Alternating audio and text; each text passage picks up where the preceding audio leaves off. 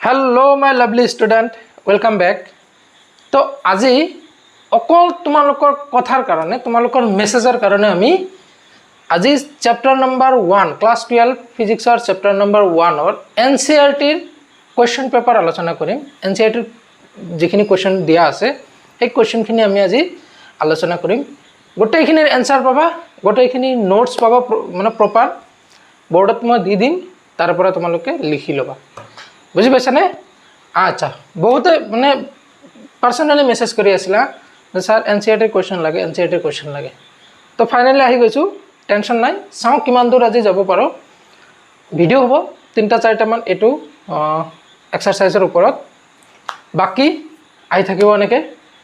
তো চ্যাপ্টাৰ 1 কি আছিল? ইলেক্ট্ৰিক চাৰ্জেস এন্ড ফিল্ড, বৈদ্যুতিক আধান আৰু ক্ষেত্র। তো চাও কোয়েশ্চন কি দিয়া আছে। প্রথমটো কোয়েশ্চন দিছে বায়ু মাধ্যমত 30 সেন্টিমিটার দূরত্বত থকা 2 × 10⁻⁷ কুলম আৰু 3 × 10⁻⁷ কুলম আধান বিশিষ্ট দুটা সৰু আহিত্য গোলকৰ মাজত থকা বল কিমান হ'ব? এটা একদমই ইজি কোয়েশ্চন, একেবারে ইজি কোয়েশ্চন, একটুকে কোয়েশ্চন এইবিলাক। বুঝি পাইছানে? তথাপি বহুতৰে ক্যালকুলেশনত প্ৰবলেম হয়, গম পোৱা যায়। কত গ'ল মোৰ পেনটো? আচ্ছা, পেন নহয় মাৰ্কাৰটো এইটো। আচ্ছা চাবা, আমি লিখি লওঁ NCERT। যদি কোনোবা NCERT ফুল ফর্ম জানা তেতিয়াহ'লে কমেন্ট বক্সত জনাবা। চাও কিমান দূৰ জানা তোমালোকে। গুগল নকৰিবা দেই, গুগল নকৰিবা। আচ্ছা, প্ৰথমটো কোয়েশ্চন মই কোয়েশ্চন নিলিখো, কোয়েশ্চন তোমালোকে কিহৰ পৰা চাবা। দিয়া আছে কি বায়ু মাধ্যম ন, বায়ু মাধ্যমত দিছে 30 সেন্টিমিটার দূরত্বত দুটা আধান দিয়া আছে। চাবা, দুটা আধান দিয়া আছে, এইটো এটা আধান, ইয়াৰ পৰা 30 সেন্টিমিটাৰ দূৰত্বত এইটো এটা আধান। সেন্টাৰৰ পৰা ধৰিছো মই দূৰত্ব, সেন্টাৰৰ পৰা ধৰিব লাগে একচুয়ালি। আৰ কিমান দিয়া আছে? 30 সেন্টিমিটাৰ। আধান দুটাৰ মান কি দিছে? এটাৰ মান দিয়া আছে 2 × 10⁻⁷। তো মই এইটো ধৰি লৈছো Q1 কিমান? 2 × 10⁻⁷ কুলম। কুলম দিয়া আছে নে? কুলম। আৰু 3 × 10⁻⁷, এইটো কিমান? 3 × 10⁻⁷ কুলম। ইয়াতে চোৱা, প্ৰথম কথাটো হল আধান দুটা কেনেকুৱা, দুটা ধনাত্মক। এতিয়া ইহঁতৰ মাজত যোনটো বল হ'ব সেইটো আকৰ্ষণীয় হ'ব নে বিকৰ্ষণীয় হ'ব সেইটো আগতে কোৱা। দুটা ধনাত্মক ন, তো ইহঁতৰ মাজত যেটো ক্ৰিয়া কৰা বল হ'ব সেই বলটো হ'ব বিকৰ্ষণীয় ন। সেম আধানৰ মাজত বিকৰ্ষণ হয়, অপোজিট হলে এটা প্লাস আনটো মাইনাস হলে। আচ্ছা, বুঝি পাইছানে? তো চাও সলিউশন লিখো। given কি দিছে? Q1 is equal to 2 × 10⁻⁷ coulomb, Q2 is equal to 3 × 10⁻⁷ coulomb, R is equal to 30 centimetre. একটু মিটাৰত ল'ব লাগিব আমি। কিমান হ'ব? 30 × 10⁻⁻² মিটার। ওলাব লাগে কি ইহঁতৰ মাজত ক্ৰিয়া কৰা আকৰ্ষণীয় বল ন। কুলমে দি থৈ গৈছে, কুলম মামাই আমাৰ আগতে এইটো ফোৰ্সৰ সূত্র দি থৈ গৈছে না। কিমান? F is equal এতেকে F is equal to K Q1 Q2 divided by R square। আচ্ছা, এই আধান দুটা যে আছে কি মাধ্যমত আছে? বায়ু মাধ্যমত।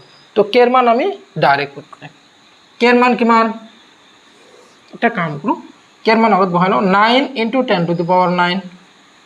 চাবা এফালে ফোর্স আছে নহয়, এফালে নিউটন আহিব, অটোমেটিক্যালি সব ক্যান্সেল আউট হৈ নিউটন আহিব, টেনশন নাই। মান বহাও যাওক। Q1 এর মান কিমান? 2 × 10⁻⁷। Q2 এর মান 3 × 10⁻⁷। R এর মান কিমান? 30 × 10⁻² হোল স্কয়ার। তো কিমান হ'ব? এইখিনি মান বহালে কিমান হ'ব এটা কাম কৰোঁ ওপৰত আহিব 9 ইনটু 2 ইনটু 3 ইনটু 10 ৰ পাৱাৰ আছে ইয়াতে 7 আৰু 7 14 আছে মাইনাস আৰু 10 এটো আছে 9 আছে প্লাস তো ওপৰত আহিব 10 টু দি পাৱাৰ -5 14টা আছে মাইনাস পাৱাৰ 9টা আছে প্লাস পাৱাৰ আচ্ছা তলত থাকিব কি 330 স্কয়াৰ 30 স্কয়াৰক কিমান হ'ব 900 ইনটু 10 টু দি পাৱাৰ -4 না এটো স্কয়াৰ হয় 10 টু দি -4 30 হলে 3 স্কয়াৰ 9 আৰু 0 দুটা আহিব 9 ইয়াৰ মাজত কিমান বাৰ 100 বাৰ 100 হলে কিমান হ'ব 10 স্কয়াৰ হলে কি হ'ব ইয়াৰ দুটা পাৱাৰ কমি যাব ইয়াৰ দুটা পাৱাৰ কমি যাব তো কিমান থাকিল ওপৰত থাকিল 6 ইনটু 10 টু দি পাৱাৰ -5 তলত থাকিল 10 to the power -2 10 to the power -2 যদি ওপৰত যায় কিমান হ'ব 6 into 10 to the power -3 Newton আচ্ছা কোশ্চেনটো কি কৈছে বল কিমান হ'ব তো কিমান হ'ব ইমান বল আৰু বলটো কেনেকুৱা হ'ব বিকৰ্ষণীয় বল এটো আনসাৰ হৈছে না উঠাই লোৱা 1 2 3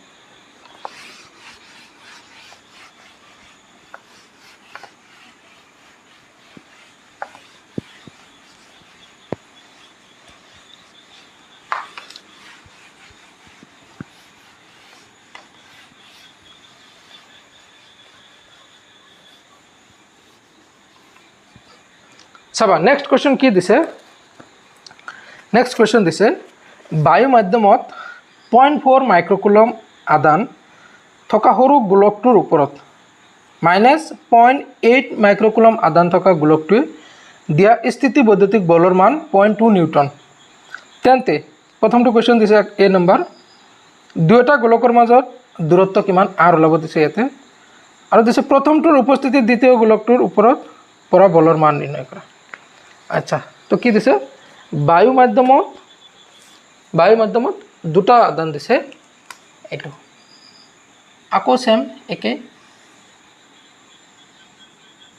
এটোৰ মান দিছে কিমান 0.4 মাইক্ৰোকুলম এটোৰ মান দিছে -0.8 মাইক্ৰোকুলম এটো প্ৰথম আদান এটো দ্বিতীয় আদান আৰু কিবা ইনফৰমেশন দিছে নাই ন আচ্ছা ইয়াতৰ মাজত ফোৰ্স কিমান দিছে 0.2 নিউটন আমাক ওলাব দিছে r হোৱাট প্ৰথমটো কোশ্চেনত ওলাব দিছে ইয়াতৰ মাজত দূৰত্ব কিমান সো আগতে এটাৰ ভ্যালু দিয়া আছে এতিয়া আগতে এই কথাটো কৈ লোৱা এটো কিমান 4 মাইক্ৰোকুলম প্লাস এটো -8 মাইক্ৰোকুলম 0.8 মাইক্ৰোকুলম ইয়াতৰ মাজত আকৰ্ষণীয় বল হ'ব নে বিকৰ্ষণীয় বল হ'ব হেটো আগতে ডিসাইড কৰি লব যিকোনো কোশ্চেনতে হেটো আগতে ডিসাইড কৰি লব এটা প্লাস আনটো মাইনাস তো ইহতৰ মাজত কি হ'ব অ্যাট্ৰাকশন হ'ব আকৰ্ষণ হ'ব তো এটো আমি মানে ফাৰ্স্টতে ডিসাইড কৰি ললো এটো মান ওলাও সলিউশন 2 গিভেন কি দিছে q1 দিয়া আছে 0.4 মাইক্রোকুলম মানে 4 into 10 to the power -6 coulomb q2 0.8 microcoulomb 8 into 10 to the power -6 0.8 into 10 to the আচ্ছা এটো হ'ব 0.4 into 10 to the power -6 এটো হ'ব 0.8 into 10 to the power -6 এটা কাম কৰো এটো কেনেকৈ লিখিব পাৰো 0.4 নহয় এটো মই পইণ্টটো এফালে উঠাই ললো পইণ্টটো মই এফালে ললো কিমান হ'ব 4 into 10 to the power -7 কিমান কুলম এটো হ'ব 8 into 10 to the power -7 coulomb মই ধনাত্মক ঋণাত্মক এটো কনসিডার কৰা নাই গোটেই কেটা মানে পজিটিভ ধৰিছো কাৰণ আকৰ্ষণ বিকৰ্ষণ হ'ব এটো আমি আগতে উলাই লৈছো ন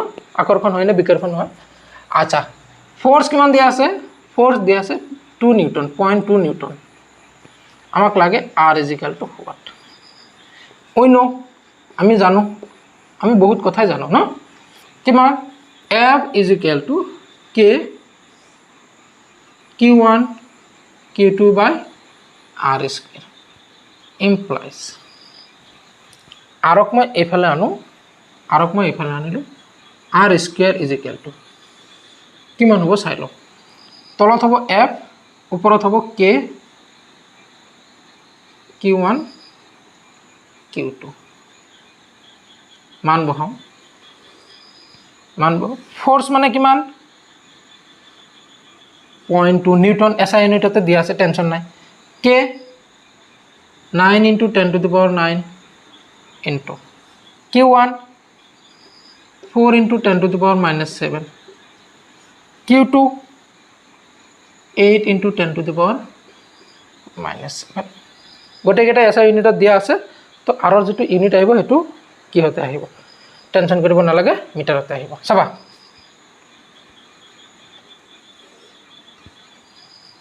এটা কাম কৰো তো পয়েন্ট 2 আছে নহয় মই দশমিক এইফালে লৈ যাও কিমান হ'ব 2 into 10 to the power minus 1 লিখিব পাৰিম মই দশমিকটো এইফালে তো ওপৰত কিমান আছে 9 into সংখ্যা কেটা আগতে লিখিলো 4 into 8 into 10 to the power কিমান হাত আৰু হাতে 14 minus 14 আৰু plus 9 10 to the power minus 5 2 ইয়াৰ মাজত 2 হৈছে না তো কিমান হ'ব 8 আৰু 9 পূৰণ কৰিলে কিমান হ'ব 72 আৰু 2 পূৰণ কৰিলে কিমান হয় 72 আৰু 2 পূৰণ কৰিলে কিমান হয় আগতে চাই লও এখিনি দেখা যাবনে এটা কাম কৰো মই এটু এফালে লৈ যাও তো ইয়াতে হৈ আছে কি 9 into 2 into 8 into 10 to the power কিমান হ'ব এটু 10 ওপৰত গলে কি হ'ব প্লাস হলে 10 to the power কিমান হ'ব এফালে -4 এটু ওপৰত গলে 1 মাইনাস হৈ যাব আচ্ছা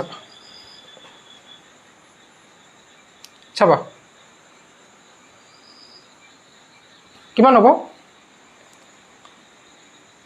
এখানে মই মুছে দিও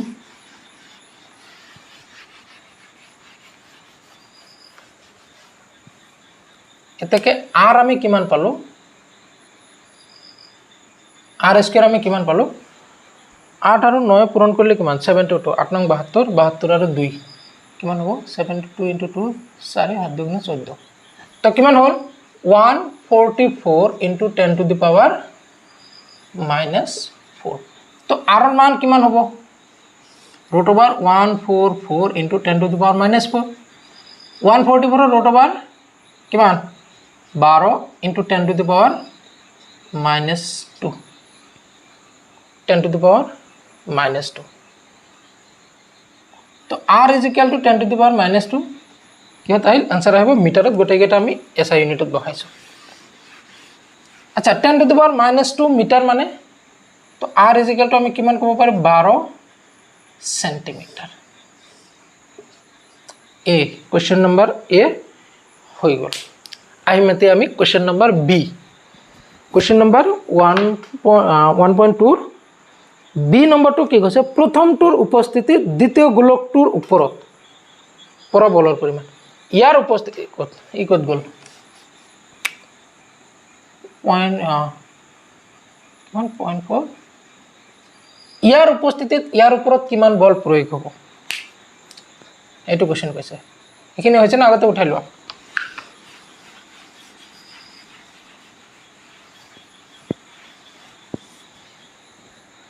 হৈছে না আৰ মান কিমান পালো আমি 12 সেন্টিমিটাৰ তে চাবা ইয়াৰ কাৰণে ইয়াৰ ওপৰত কিমান বল প্ৰয়োগ হ'ব ইয়াৰ ওপৰত যিমান বল প্ৰয়োগ কৰিব হিমানে ন প্ৰত্যেকটোৱে এটা আনটোৰ ওপৰত সমান বল প্ৰয়োগ কৰে খালি দিশ উল্টা ইয়াৰ ওপৰত এইফালে বল প্ৰয়োগ কৰিব ইয়াৰ ওপৰত এইফালে বল প্ৰয়োগ কৰিব ন কিমান নিউটন বল প্ৰয়োগ কৰিব 0.2 নিউটন 0 নিউটন ইয়াৰ ওপৰত কৰিব ইয়াৰ ওপৰতে কৰিব আছে না তো আমি বি নম্বৰটোৰ आंसर কি লিখিম দুয়োটা আদানে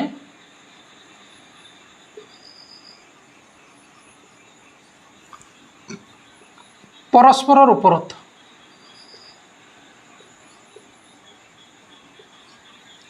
সমান পৰিমাণে বল প্ৰয়োগ কৰিব।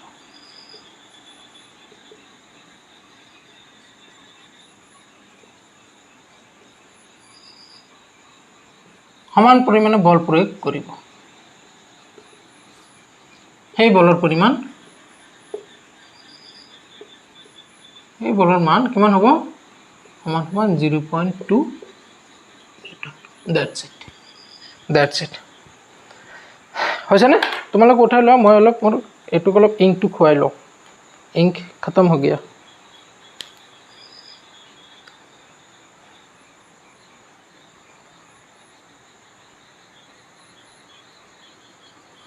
চাই লৈ একবাৰ বুজি পাইছে না নাই?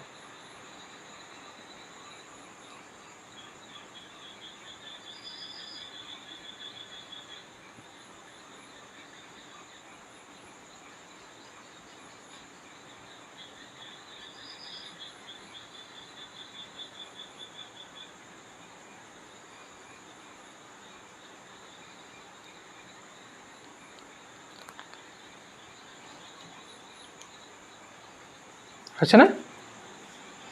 আচ্ছা চাবা।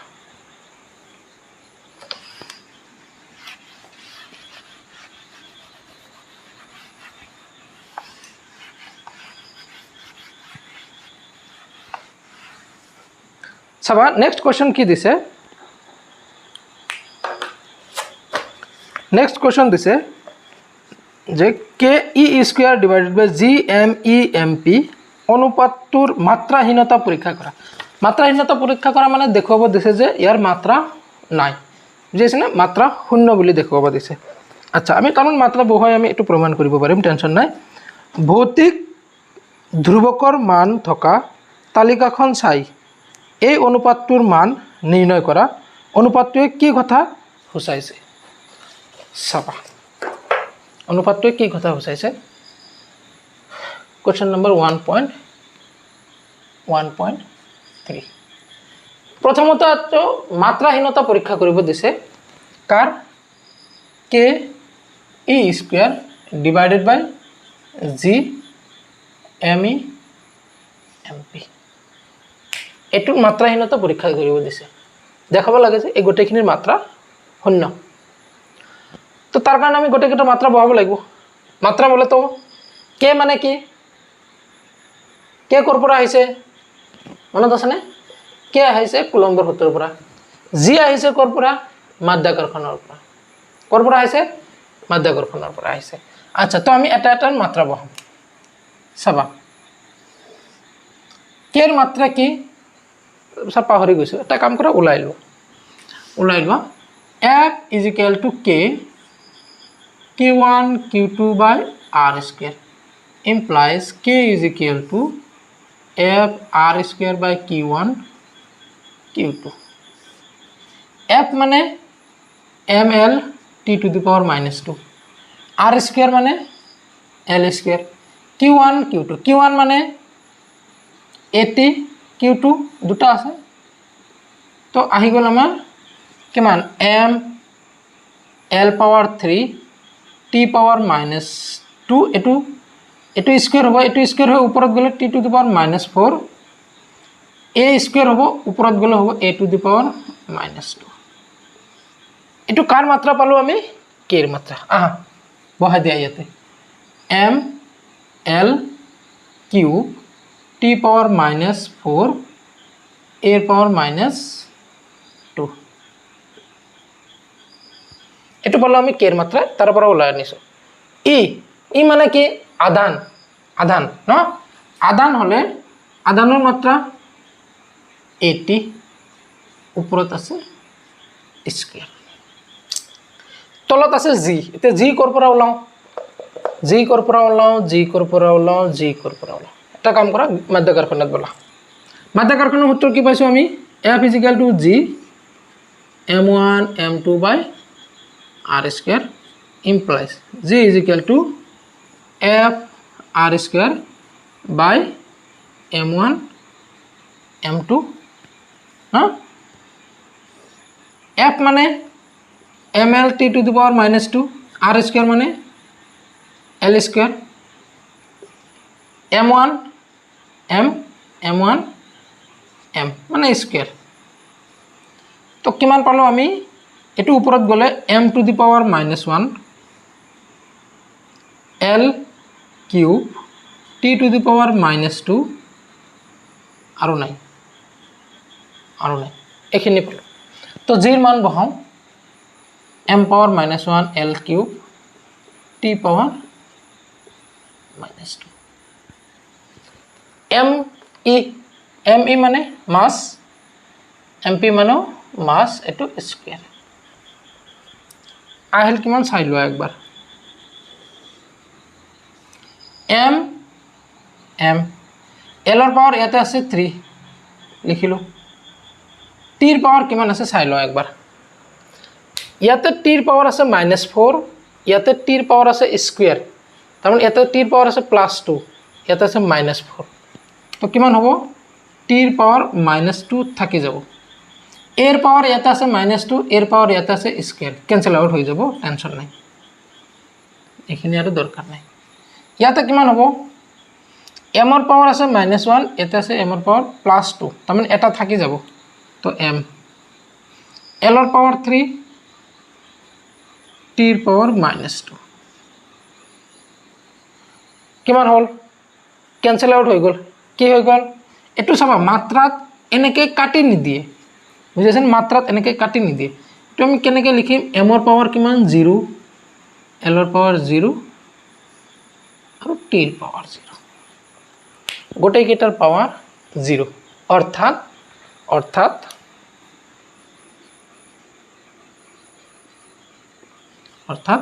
ৰাখিটো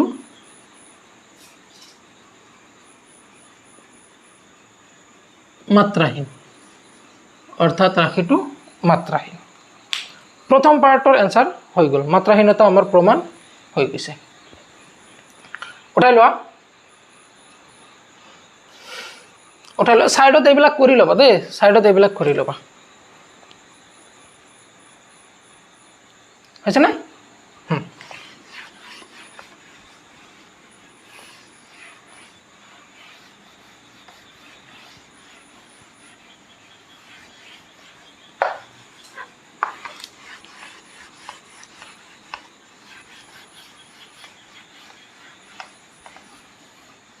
আচ্ছা নেক্সট পাৰ্টত কি কৈছে এই কোশ্চেনটো নেক্সট পাৰ্টত কৈছে যে ভৌতিক ধ্ৰুৱকৰ মান থকা তালিকাখন চাই এই অনুপাতটোৰ মানটো নিৰ্ণয় কৰা মান নিৰ্ণয় কৰিব দিছে অনুপাতটো চাবা দে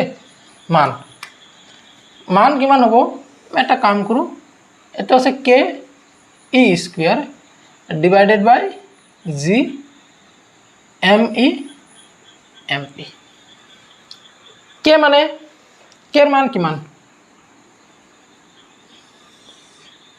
k এর মান 9 into 10 to the power 9 into এটো কি ইলেক্ট্রনের মান 1.6 into 10 to the power minus 19 into square আছে না 1.6 into 10 to the power minus 19 তলত আছে g এর মান কিমান 6.67 into 10 to the power minus 11 এটোর ইউনিট কি হবে নিউটন মিটার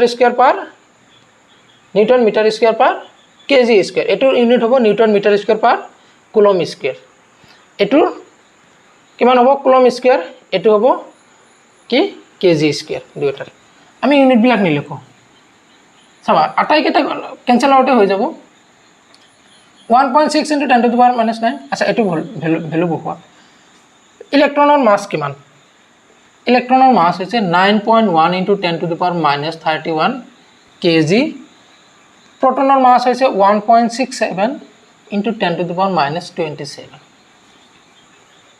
ইমান ডাঙৰ হিসাব একবাৰ চেক কৰি লোৱা মই কি কৰো মই জেনাৰেলি এটো এপ্লাই কৰো আগতে যিমানখিনি সংখ্যা আছে সংখ্যাখিনি আগত লিখি লোৱা কিমান আছে এফালে 9 এফালে আছে 1.6 এফালে আছে 1.6 ইনটু এতে পাৱাৰ বিলাক হিসাব কৰা ইয়াত আছে 10 to the power 19 আৰু এফালে আছে 19 মাইনাস 19 আৰু 19 কিমান হ'ব 38 এৰ পৰা যদি 9 গুছি যায় কিমান হ'ব 10 to the power minus 29 minus আছে কিমান 39 মাইনাস আছে সরি 38 মাইনাস আছে 19 আৰু 19 কিমান 38 তাৰ পৰা প্লাস 9 গুছি গলে 29 থাকিব আচ্ছা তলফালে কিমান আছে 6.67 into 9.1 into 1.67 into 10 to the power এইফালে কিমান আছে এইফালে আছে ধৰি ললোঁ মই 30 আৰু 30 60 58 হ'ল 31 আৰু 27 হৈছে 58 58 পৰা যদি 11 গুচি যায় কিমান হ'ব 58 48 47 ও 11 গুচি নাযাব এটো আৰু প্লাস হে হ'ব না 31 আৰু 27 হ'ল তোমাৰ কিমান 58 আৰু 10 68 69 10 টু দি পাৱাৰ -69 ইমান ডাঙৰ হিসাব চাই লো একবাৰ হৈছে না তো এবাৰ মই ওপৰৰ কেটা ক্যালকুলেট কৰো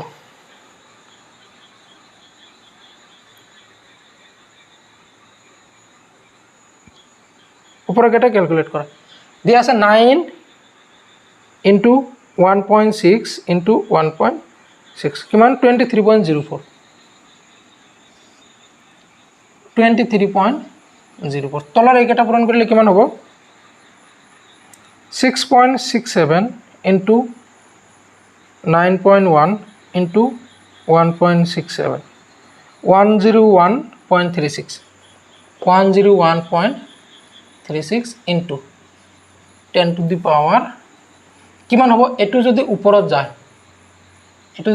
যায় কিমান হ'ব প্লাস হ'ব তো 69 ৰ পৰা কিমান 29 গলে কিমান হ'ব 40 তো 10 টু দি পাৱাৰ +40 থাকিব আছে না এতিয়া এখিনি ক্যালকুলেট কৰিলে কিমান হ'ব 23.04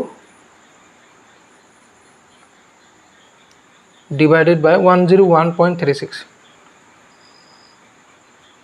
0.227 0.2273 into 10 to the power 40 সাবা দে এটুক মই এক ঘৰ এইফালে লৈ গলো কিমান হ'ব 2.2 into 10 to the power ইয়াৰ পৰা পাৱাৰ এক কমি আহিব না কিমান হ'ব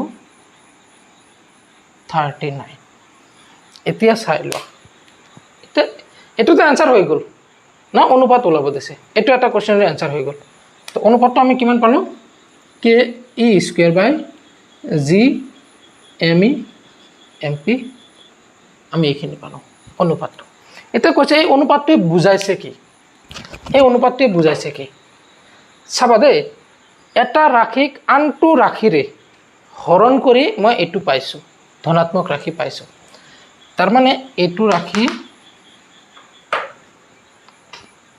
তাৰমানে ডাঙৰ বুজিছেন এই ৰাখিটো কাৰোবাক দি হৰণ কৰাৰ পিছত এটু পাইছো যেনেকুৱা ধৰি লোৱা মই 40ক 4 দি হৰণ কৰাৰ পিছত মই 10 পাইছো তাৰমানে তলৰটো ডাঙৰ আছিল না ওপৰটো ডাঙৰ ইয়াৰ পৰা গম পোৱা যায় কি এটু কি বল আছিল স্থিতি বৈদ্যুতিক বল ইলেক্ট্ৰোস্ট্যাটিক ফোৰ্স আৰু এটু আছিল ইহঁতৰ মাজত মাধ্যাকৰ্ষণিক বল বুজি পাইছানে এটু আছিল এটা ইলেক্ট্ৰন আৰু এটা প্ৰটনৰ মাজত স্থিতি বৈদ্যুতিক বল এটু আছিল এটা ইলেক্ট্ৰন আৰু এটা প্ৰটনৰ মাজত মাধ্যাকৰ্ষণিক বল তো দেখা গৈছে কি যে এটা ইলেক্ট্ৰন আৰু এটা প্ৰটনৰ মাজত স্থিতি বৈদ্যুতিক বলৰ মান মাধ্যাকৰ্ষণিক বলতকৈ 10 to the power 39 গুণ বেছি তো এই লাইনটো লিখি লোৱা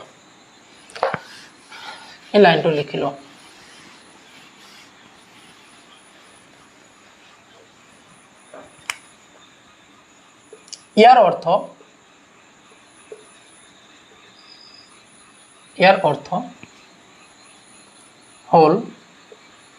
অৰ্থ হল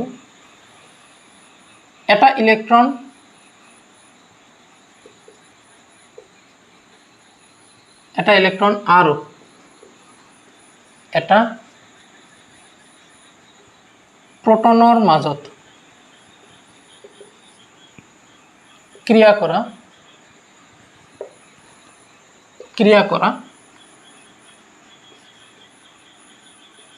স্থিতি বৈদ্যুতিক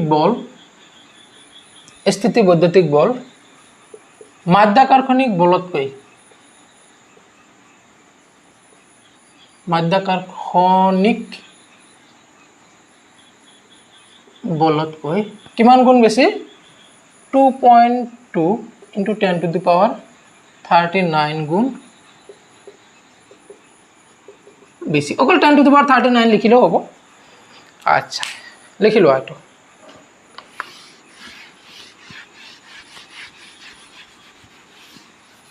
এটা তোমাক যদি কোশ্চেনত সোধে যে এটা ইলেক্ট্ৰন আৰু এটা প্ৰটনৰ মাজত স্থিতিবৈদ্যুতিক বল বেছি নে মাধ্যাকৰ্ষণিক বল বেছি কি হ'ব মাধ্যাকৰ্ষণিক কি এটো হ'ব স্থিতিবৈদ্যুতিক বল কোশ্চেন নম্বৰ 4 কি কৈছে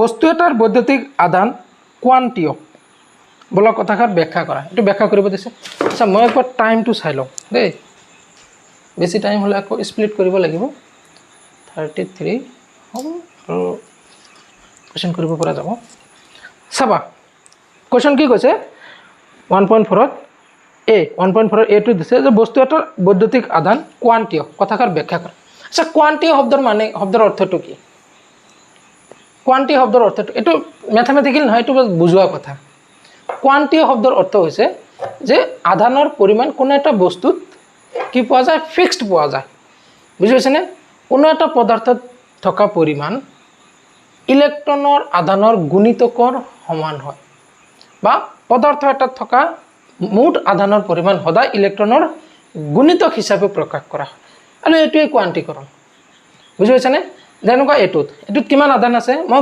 ক'ব লাগিব যে ইলেক্ট্ৰনৰ 10 গুণ নাইবা ইলেক্ট্ৰনৰ 20 গুণ নহলে ইলেক্ট্ৰনৰ 100 গুণ নাইবা 1000 গুণ কি হ'ব লাগিব ইলেক্ট্ৰনৰ মানৰ অখণ্ড গুণিতক হিচাপে হ'ব লাগিব বুজিছেনে বা ইলেক্ট্ৰনৰ গুণিতক হিচাপে থাকে তো এটোৰ অৰ্থ এখিনে তোমালোকে এটা কাম কৰা স্ক্ৰিনৰ পৰা লিখি লোৱা স্ক্ৰিনৰ পৰা লিখি লোৱা মই এখিনি মুছি দিম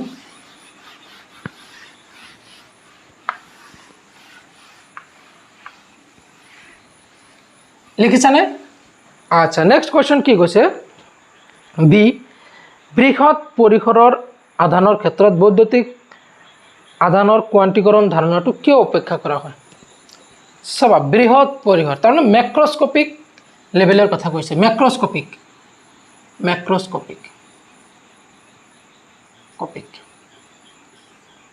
মানে ডাঙৰ ডাঙৰ আধানৰ ক্ষেত্ৰত আমি আধানৰ কোৱান্টিকৰণ যোনটো কনসেপ্ট এই কনসেপ্টটো আমি নেগলেক্ট কৰি দিওঁ বুজিছেনে ডাঙৰ ডাঙৰ যদি কনসেপ্ট মানে আধান থাকে যেনেকুৱা ধৰি লোৱা চাবা যেনেকুৱা ধৰি লোৱা তোমাক দিয়া আছে q = 50 কুলম কিমান 50 কুলম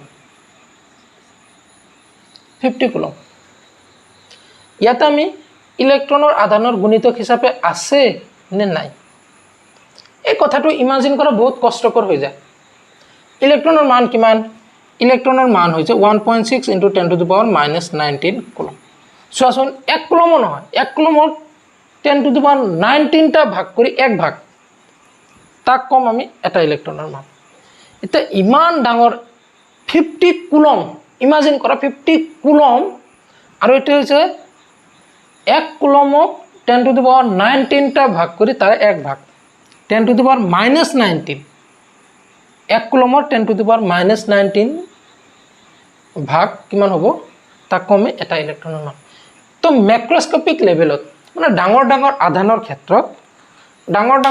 ক্ষেত্ৰত সেই পদাৰ্থটোত থকা আধানৰ পৰিমাণ ইলেক্ট্ৰনৰ গুণিতক হিচাপে আছে নে নাই সেই কথাটো ইমাজিন কৰা কষ্টকৰ হৈ পৰে বুজি পাইছানে এতিয়া সোৱা 10 to the power -9 এটো কিমান কম তো আমি এজিউম কৰি লওঁ কি ডাঙৰ আধানৰ ক্ষেত্ৰত আমি ভাবি লওঁ যে আধানবিলাক মানে অবিচ্ছিন্ন কন্টিনিউয়াসলি মানে ইনক্ৰিজ হ'ব পাৰে বা কন্টিনিউয়াসলি ডিক্ৰিজ হ'ব পাৰে আধানবিলাক কন্টিনিউয়াস হিচাপত থাকে এনেকুৱা নহয় অলপ আছে তাৰপিছত আৰু অলপ গুণ তাৰপিছত আৰু এক গুণ তাৰপিছত আৰু এক গুণ এনেকুৱা হিচাপত আমি নাভাবো যেতিয়া আধানৰ পৰিমাণ বেছি হৈ যায় সৰু সৰু হলে আমি হেতু ইমাজিন কৰিব পাৰো বুজি পাইছানে সৰু আধান হলে আমি এটো এতিয়া ধৰা তুলনা আমি কৰিম তে কাৰ লগত তুলনা কৰিম তাৰ সমবয়সীৰ লগত বা হিমান পৰিমাণৰ লগত আমি তুলনা কৰিম বুজি পাইছানে পৰু এটা আমি মাখি এটাৰ লগত তুলনা কৰিব পাৰোঁ পৰুৱা এটা এটা পৰুৱা এটাক যদি হাতীৰ লগত তুলনা কৰোঁ হ'ব জানো তো যেতিয়া আধানৰ পৰিমাণ ইলেক্ট্ৰনৰ আধানৰ পৰিমাণৰ মানে আশে পাশে থাকে ধৰা 10 গুণ 20 গুণ বা 2 গুণ 3 গুণ 100 গুণ এনেকুৱা যদি থাকে বা 1000 গুণ তেতিয়াহ'লে আমি ইলেক্ট্ৰনৰ গুণিতক হিচাপে প্ৰকাশ কৰিম কিন্তু যদি দেখো যে বহু বেছি তেতিয়া আৰু আমি ইলেক্ট্ৰনৰ গুণিতক হিচাপে আমি প্ৰকাশ নকৰোঁ বুজি পাইছেনে এইটো ইয়াতে আধান আছে ধৰা সৰু আধান অলপ আমি এইটো হিচাপ কৰিব পাৰোঁ আচ্ছা যেনেকুৱা ধৰি লোৱা যেনেকুৱা ধৰা আমি কোনটো এক্সাম্পল যেনেকুৱা ধৰা আমি কল আমি বজাৰত কল কিনো ন আমি এক আলি কলত আমি মানে 4টা আমি 20 টকা দি কিনো ধৰি লৈছোঁ দেই আমি কি মানে তেতিয়া আমি কি হিচাপত কিনো আলি 20টা তো আমি দাম এটাকে দিব পাৰিম এতিয়া যদি 1 ট্ৰাক কল হয় তেতিয়া আমি এটাকে দাম নধৰোঁ বুজিছেনে আমি ডাইৰেক্ট গোটেইখিনি আৰু তেতিয়া আমি এটা 2 গুণ দাম এইটো 3 গুণ দাম এনেকুৱা নহয় যেনেকুৱা এটাৰ 5 টকা হ'লে দুটাৰ 10 টকা তাৰ পিছতটো 15 মানে 3টাৰ 15 টকা এনেকুৱা হিচাপত দাম নহয় তেতিয়া এজে হ'ল গোটেইখিনি বুজি পাইছেনে 1 ট্ৰাকৰ দাম কিমান ঠিক তেনেকুৱা যদি আধানৰ পৰিমাণ চাবা সিম্পল কথা যদি আধানৰ পৰিমাণ এই বস্তুটো থকা বা যিকোনো বস্তু থকা আধানৰ পৰিমাণ ইলেক্ট্ৰনৰ আধানৰ সমান বা তাৰ আশে পাশে থাকে বা তাতকৈ অলপ বেছি হয় তেতিয়াহ'লে আমি আধানক ইলেক্ট্ৰনৰ গুণিতক হিচাপে প্ৰকাশ কৰিম কিন্তু যদি আধানৰ পৰিমাণ বহুত বেছি হৈ যায় সেই সময়ত আধানৰ পৰিমাণ ইলেক্ট্ৰনৰ গুণিতক হিচাপে আছে নে নাই সেই কথাটো মানে ইমাজিন কৰাটো কষ্টকৰ হৈ পৰে সেইভাবে আমি ডাঙৰ আধানৰ ক্ষেত্ৰত আমি আধানৰ কোৱান্টিকৰণ এই কনসেপ্টটো আমি নোহোৱা কৰি পেলাম বুজি আছে না আৰু আমি ভাবি লওঁ যে আধান কন্টিনিউয়াস অবিচ্ছিন্ন বুজি আছে না লিখি লোৱা এইখিনি কথা হৈছে না আচ্ছা চাবা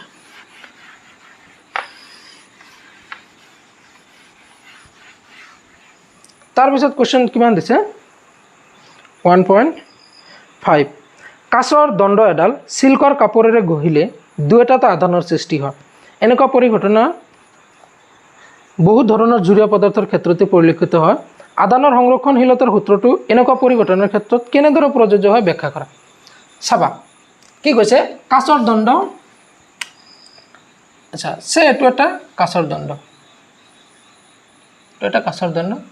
এটো ধৰা এটা সিল্কৰ কাপোৰ এটো কি সিল্ক এটো গ্লাস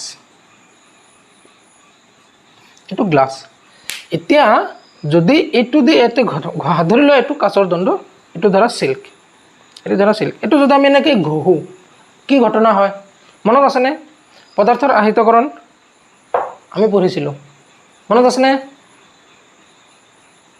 নাই চাগে আচ্ছা তো যেতিয়া আমি সিল্কৰ কাপোৰটো ইয়াতে ঘহিম কি হ'ব ইয়াৰে পৰা ইলেক্ট্ৰনবিলাক ইয়াতে গতি কৰিব তে ইলেক্ট্ৰনবিলাক যদি ইয়াতে গতি কৰে ইয়াতে কি হ'ব ধনাত্মক আধান ইয়াতে ঋণাত্মক আধান তে কথাটো হ'ল মোক কোৱা ঘহাৰ আগত মই যদি হুদু যে দুটা বস্তুৰ মুঠ আধানৰ পৰিমাণ কিমান আছে ঘহাৰ আগত তুমি কি ক'বা স্যাৰ এটো উদাসীন বস্তু আছিল নিউট্ৰেল আছিল দুটা তো মুঠ আধানৰ পৰিমাণ 0 এটা মই ঘহিলো ঘহাৰ পিছত ইয়াৰ পৰা 10টা ইলেক্ট্ৰন ইয়াতে গুচি গলে কি হ'ব ইয়াতে 10টা ধনাত্মক আধান আহি গৈছে ইয়াতে 10টা ঋণাত্মক চিন আহি গৈছে এতিয়া মই যদি তোমাক হুদু যে এই বস্তু দুটাৰ এতিয়া মুঠ আধানৰ পৰিমাণ কিমান তুমি কি ক'বা মুঠ আধানৰ পৰিমাণ ইয়াতে আছে +10 ইয়াতে আছে -10 0 আধানৰ সংৰক্ষণ হৈছে না নাই ঘহাৰ আগত মুঠ আধানৰ পৰিমাণ আছিল 0 দুটা মিলি ঘহাৰ পিছত মুঠ আধানৰ পৰিমাণ দুটা মিলি 0 এতিয়া ইয়াৰ পৰা যি কেটা গৈছে ইয়াতে আছে সেইকেটা এতিয়া ইয়াতে আধানৰ নতুনকৈ সৃষ্টি হৈছে জানো? আধানৰ সংৰক্ষণশীলতা মানে কি? আধানৰ সংৰক্ষণশীলতাৰ সূত্ৰ মতে আধান আমি সৃষ্টিও কৰিব নোৱাৰোঁ, ধ্বংসও কৰিব নোৱাৰোঁ। এটা বস্তুৰ পৰা আনটো বস্তুক আমি ট্ৰান্সফাৰহে কৰিব পাৰোঁ। এটা বস্তুৰ পৰা আনটো বস্তুক আমি ৰূপান্তৰহে কৰিব পাৰোঁ। এটাৰ পৰা আনটোলৈ আমি পঠিয়াবহে পাৰোঁ। বুজি পাইছানে? ইয়াতে চোৱাচোন নতুন আধান সৃষ্টি হৈছে নেকি? আগতে 0, গঢ়াৰ আগত 0। নতুন আধান সৃষ্টি হৈছে জানো? ইয়াতে নাই হোৱা। ইয়াৰ পৰা যি 10টা ইয়াতে গুচি গৈছে সেই 10টাই আছে ইয়াতে নে? যদি ইয়াৰ পৰা 10টা যোৱাৰ ফলত ইয়াতে 11টা হৈ গ'ল হয়, তেতিয়াহ'লে এটা নতুনকৈ সৃষ্টি হ'ল হয়, কিন্তু সেইটোতো হোৱা নাই। ইয়াৰ পৰা যিকেইটা ইলেক্ট্ৰন গুচি যাব সেইকেইটা ইয়াতে ধনাত্মক চিন আহিব আৰু সেইকেইটা ইয়াতে ঋণাত্মক চিন আহিব। তো অভাৰঅল গঢ়াৰ আগতো মুঠ আধানৰ পৰিমাণ 0, গঢ়াৰ পিছতো দুয়োটা মিলি মুঠ আধানৰ পৰিমাণ 0। তো গতিকে এই ক্ষেত্ৰত আধানৰ সংৰক্ষণশীল হৈছে বুলি ক'ব পাৰোঁ। লিখি লোৱা এইখিনি লিখি লোৱা। হৈছেনে? হৈছে? পজ কৰা। চাবা। আচ্ছা,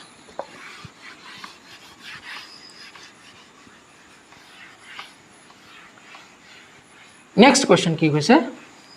এইটো লাষ্ট কুৱেশ্যন, নহ'লে ভিডিঅ' বহুত ডাঙৰ হৈ যাব, 1 ঘণ্টাৰ ওপৰত হৈছে। নেক্সট কুৱেশ্যন কি কৈছে? 10 সেণ্টিমিটাৰ বাহু বিশিষ্ট ABCD বৰ্গক্ষেত্ৰৰ চাৰিওটা চুকতে ইমান আৰু ইমান আধান 4টা দিয়া আছে। বৰ্গক্ষেত্ৰটোৰ কেন্দ্ৰত 1 মাইক্ৰকুলম আধানটোৰ ওপৰত পৰা বলৰ পৰিমাণ নিৰ্ণয় কৰা। এতিয়া মোৰ স্কেলটো স্কেল চাবা দেই, স্কেল নালাগে, মোৰ হাতে স্কেল। বেছি দেখালো নেকি অলপ? এইটো কিমান দিয়া আছে? ছাইডৰ মান কিমান দিছে? 10 সেণ্টিমিটাৰ। 10 সেণ্টিমিটাৰ। এইটোৰো 10, এইটোৰো 10, এইটোৰো 10। মই নাম দিলোঁ A, B, C, D। এইটোৰ মান দিয়া আছে কিমান? এৰ মান দিছে 2 মাইক্ৰকুলম, বিৰ মান দিছে -5। এইটো হৈছে 2 মাইক্ৰকুলম, এইটো হৈছে -5 মাইক্ৰকুলম, এইটো হৈছে 2 মাইক্ৰকুলম, এইটো হৈছে -5 মাইক্ৰকুলম। ইয়াতৰ চেণ্টাৰত আছে 1 মাইক্ৰকুলম। চাবা দেই, মই ইয়াতে কি কৰিব দিছে? এইটোৰ ওপৰত মুঠ বলৰ পৰিমাণ ওলাব দিছে, এইটোৰ ওপৰত নেট ফ'ৰ্চ ওলাব দিছে। এতিয়া চোৱাচোন, ইয়াৰ ওপৰত মুঠ কেইটাই বল প্ৰয়োগ কৰিব? ইয়াৰ ওপৰত মুঠ কেইটাই বল প্ৰয়োগ কৰিব? ইয়াৰ ওপৰত বল প্ৰয়োগ কৰিব। ইয়াক খেদাব খুজিব। কোনফালে খেদাব খুজিব? চাবা দেই, এইটো মই পইণ্টটো ধৰি লৈছোঁ মই P। তো পিক এইফালে খেদাব খুজিব। এইটো হ'ব force on P due to A। কি কৰিব? ইয়াক এইফালে খেদাব খুজিব। Force on P due to C। তো আমি এটা মান ওলাই লওঁ আগতে। চাবা, এই বিন্দুৱে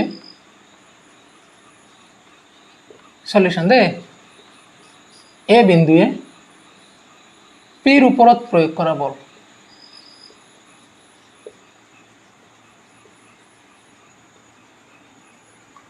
বল। মই ধৰি লৈছোঁ F on P due to A। কিমান হ'ব?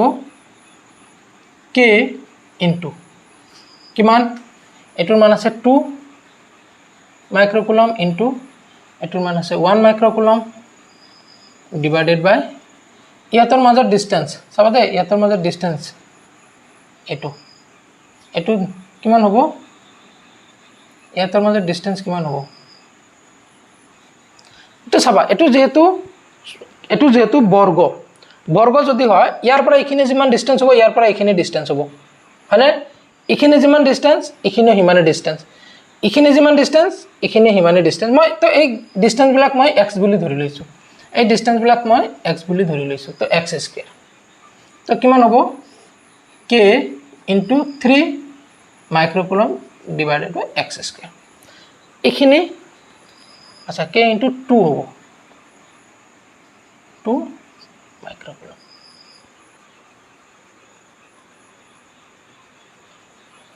মাইক্ৰকুলম। আচ্ছা ইনটু 1 মাইক্ৰোকুলম সেইখিনিয়ে ধৰা ফ'ৰ্চ এইখিনি ফ'ৰ্চ ইয়াৰ ওপৰত এপ্লাই কৰিব মই ইকুৱেশ্যন নম্বৰ 1 দিলোঁ force on P due to C ইয়াৰ ওপৰত কিমান বল প্ৰয়োগ কৰিব K into 2 microcoulomb into 1 microcoulomb divided by X square ইয়াত এইখিনি যিমান দূৰত্ব ইয়াতো সিমানখিনিয়ে দূৰত্ব এতিয়া চোৱা কোনফালে বল প্ৰয়োগ কৰিব এইফালে বল প্ৰয়োগ কৰিব এতিয়া চোৱাচোন দুয়োটা বলৰ পৰিমাণ সমান কিন্তু বিপৰীতমুখী এই যিমান বলেৰে এইফালে টানি আছে সি ইমান বলেৰে ওপৰফালে টানি আছে তো দুটাৰ লব্ধ বল কিমান হ'ব এতেকে এফ পি এ আৰু এফ পি সিৰ মান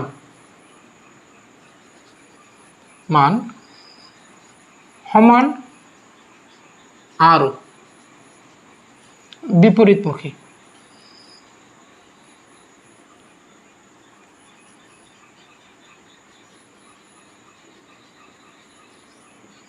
বিপৰীতমুখী গতিকে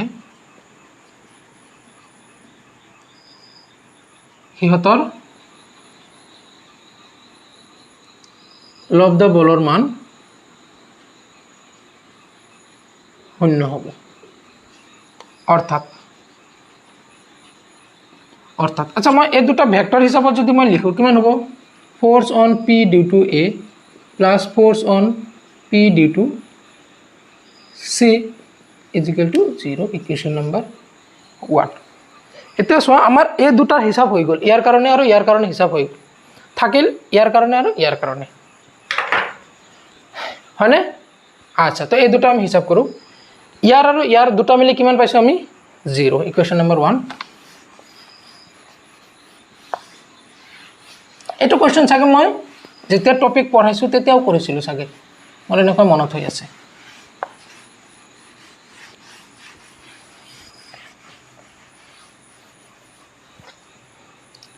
আকৌ force on P due to B ই নেগেটিভ ই পজিটিভ ই কি কৰিব এইফালে এপ্লাই কৰিব force on P due to B বিয়ে নিজৰ ফালে টানিব কিমান বলেৰে টানিব কে ইনটু কিমান হ'ব 5 microcoulomb into 1 microcoulomb divided by X square আকৌ force on P due to D কিমান হ'ব K into 5 microcoulomb into 1 microcoulomb divided by X square ই কোনফালে টানিব force on P due to D এতিয়া চোৱা ই টানি আছে এইফালে ই টানি আছে এইফালে দুয়োটাৰ মান একে সমান তো ইয়াতে আমি কি লিখিব পাৰিম যেহেতু force on P due to B আৰু force on P due to ডিৰ মান সমান আৰু বিপৰীতমুখী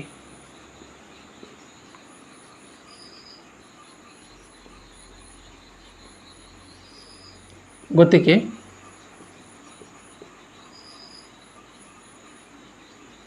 সিহঁতৰ লব্ধ বলৰ মান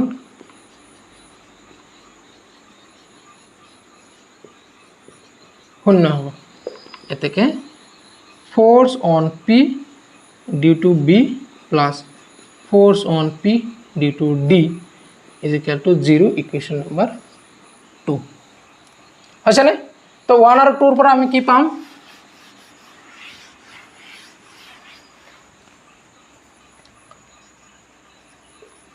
from 1 and 2 আমি পাম force on P due to A plus force on P due to B plus force on P due to C plus force on P due to D is equal to 0 is equal to 0 দেখাব লাগে কিমান ওপৰত লব্ধ বলৰ মান গণনা কৰা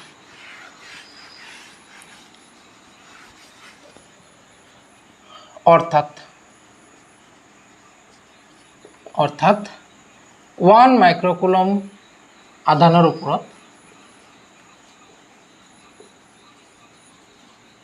ওপৰত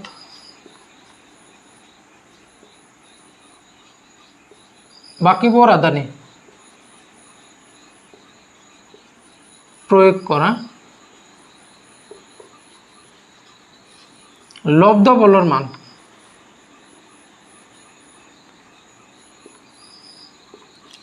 বলৰ মান শূন্য হয় শূন্য হ'ব দ্যাটস ইট তো আজিলৈকে এইখিনি নেক্সট আমি কোয়েশ্চন নম্বৰ 1.7 ৰ পৰা ষ্টাৰ্ট কৰিম ফাৰ্দাৰলৈকে হ'ব না চাই লোৱা উঠাই লোৱা হ'ব আজিলৈকে এইখিনিয়ে তো তোমালোকে টোপনি মাৰা মোৰো টোপনি মাৰিবলৈ দিয়া বাজিছে 12:20 গুড নাইট এনে গুচি গৈ আছো না গুড নাইট